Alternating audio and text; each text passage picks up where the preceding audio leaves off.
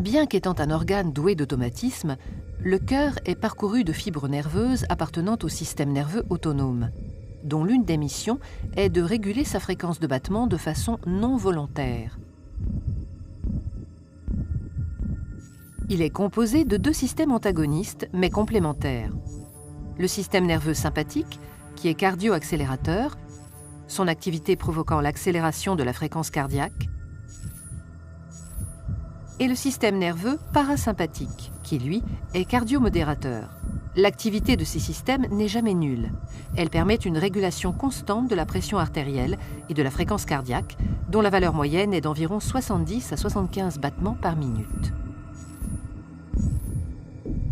La régulation de la fréquence cardiaque est un dialogue permanent qui s'établit entre la région du cœur et la base du cerveau par l'intermédiaire d'un circuit de fibres nerveuses.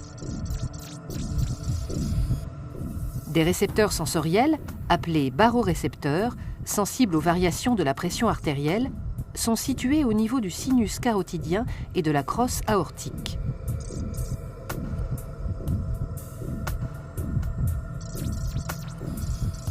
Au repos, l'activité cardio-modératrice l'emporte sur l'activité cardio-accélératrice.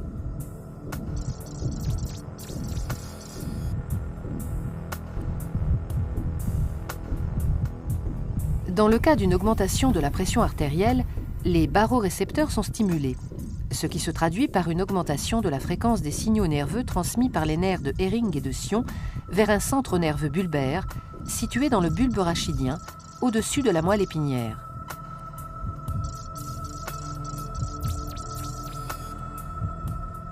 Ce dernier élabore une réponse adaptée en augmentant l'activité des nerfs parasympathiques et en diminuant celle des nerfs sympathiques. Le ralentissement du cœur se fait par la libération d'un neurotransmetteur, l'acétylcholine, sécrété par le système nerveux parasympathique. En conséquence, fréquence et débit cardiaque diminuent, ce qui abaisse la pression artérielle en la ramenant à sa valeur normale.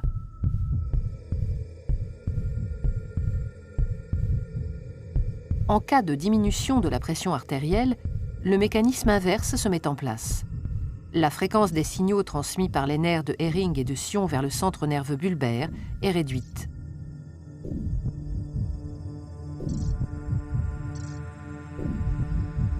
Ce centre diminue l'activité des nerfs parasympathiques et stimule les nerfs sympathiques cardio-accélérateurs qui libèrent un autre neurotransmetteur, la noradrénaline, provoquant accélération de la fréquence cardiaque et augmentation de la pression artérielle.